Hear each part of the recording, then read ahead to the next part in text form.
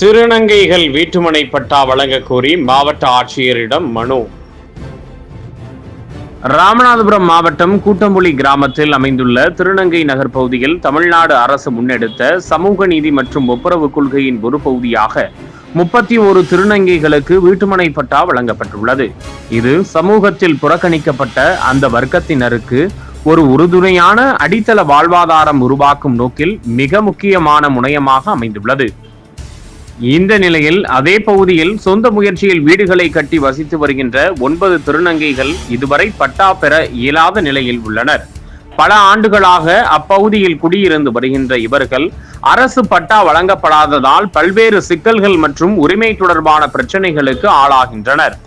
இதனை கருத்தில் கொண்டு இந்த 9 திருநங்கைகள் இன்று மாவட்ட ஆட்சியரை நேரில் சந்தித்து வீட்டுமனைக்கு உரிய பட்டா வழங்க வேண்டியும், அந்த பகுதியில் குடிநீர் வசதி, மின் இணைப்பு, சாலை உள்ளிட்ட அடிப்படை வசதிகள் செய்யப்பட வேண்டியும் கோரிக்கை மனு அளித்தனர்.